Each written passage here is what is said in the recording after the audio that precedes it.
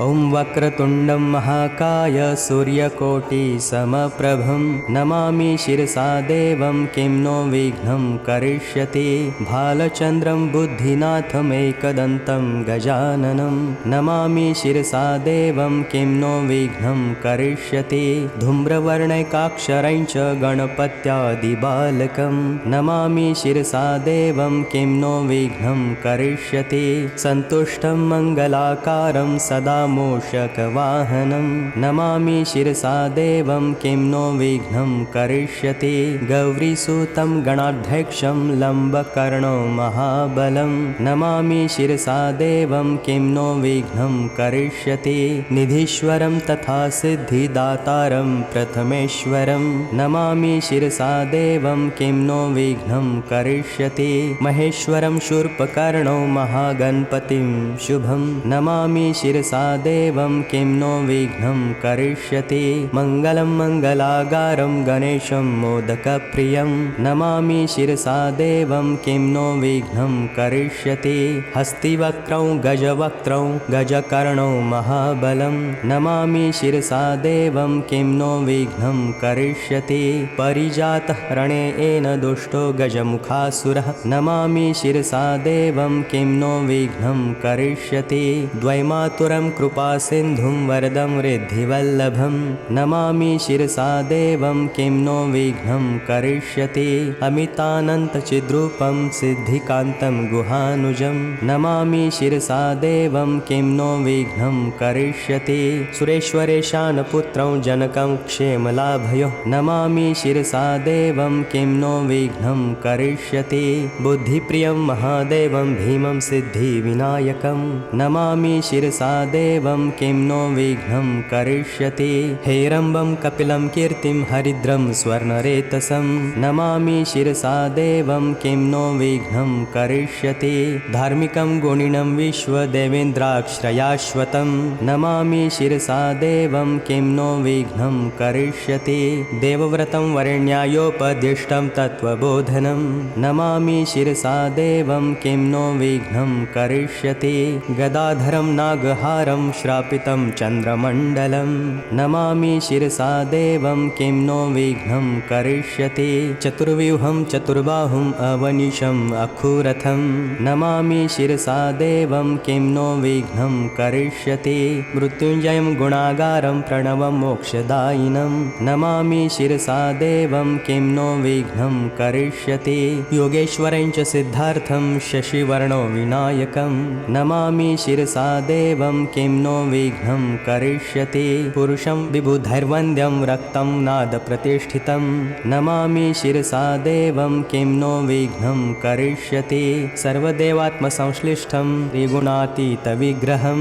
नमामि शिरसा देवं किं नो विघ्नं करिष्यति। तरुणं कृष्णपिङ्गाक्षमुद्दण्डं भीमविक्रमं नमामि शिरसा देवं किं नो विघ्नं करिष्यति। मनोमयं निराकारं निर्मलं च निरामयं नमामि शिरसा देवं किं नो विघ्नं करिष्यति। सर्वसिद्धान्तनिष्पन्नं वरदं ज्ञानवारिधिं नमामि शिरसा देवं किं नो विघ्नं करिष्यति। क्षिप्रं क्षेमकरं वीरं सर्वज्ञं विश्वतोमुखं नमामि शिरसा देवं किं नो विघ्नं करिष्यति। आनन्दं परमानन्दं सृष्टिस्थित्यन्तकारणं नमामि शिरसा देवं किं नो विघ्नं करिष्यति। योगिनं विघ्नराजेन्द्रं सर्वविघ्नविनाशनं नमामि शिरसा देवं किं नो विघ्नं करिष्यति। यशस्करं यज्ञरूपम् उमासुनुं यशस्विनं नमामि शिरसा देवं किं नो विघ्नं करिष्यति। विघ्नरोगादिशमनं सदभीष्टप्रदायकं स्तोत्रं श्रीविघ्नराजस्य भक्तियुक्तेन चेतसा सर्वकार्याग्रकाले तु ये पठिष्यन्ति मानवः गतशोकः प्राप्तकामः भविष्यन्ति नरा ध्रुवम्।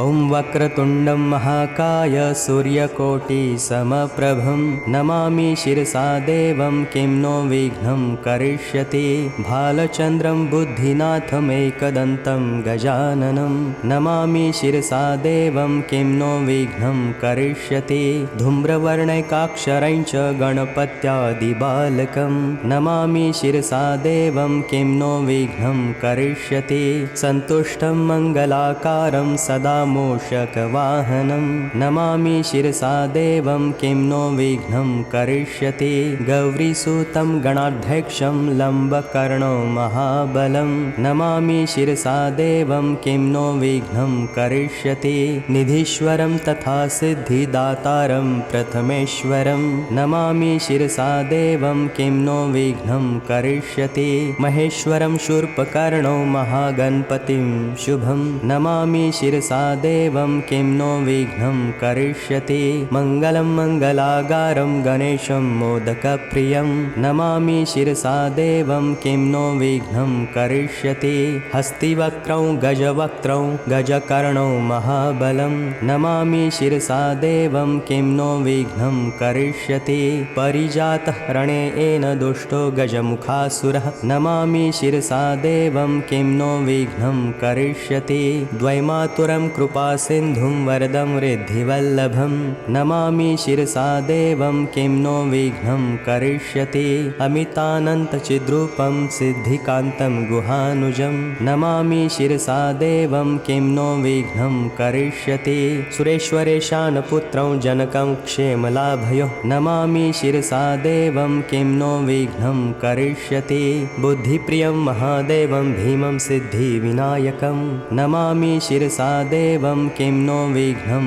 करिष्यति हेरम्बं कपिलं कीर्तिं हरिद्रं स्वर्णरेतसं नमामि शिरसा देवं किं नो विघ्नं करिष्यति धार्मिकं गुणिनं विश्वदेवेन्द्राश्रयाश्वतं नमामि शिरसा देवं किं नो विघ्नं करिष्यति देवव्रतं वरेण्यायोपदिष्टं तत्त्वबोधनं नमामि शिरसा देवं किं नो विघ्नं करिष्यति गदाधरं नागहारं श्रापितं चन्द्रमण्डलं नमामि शिरसा देवं किं नो विघ्नं करिष्यति चतुर्व्यूहं चतुर्बाहुम् अवनिशम् अखुरथं नमामि शिरसा देवं किं नो विघ्नं करिष्यति मृत्युञ्जयं गुणागारं प्रणवं मोक्षदायिनं नमामि शिरसा देवं किं नो विघ्नं करिष्यति योगेश्वरं च सिद्धार्थं शशिवर्णो विनायकं नमामि शिरसा देवं किं नो विघ्नं करिष्यति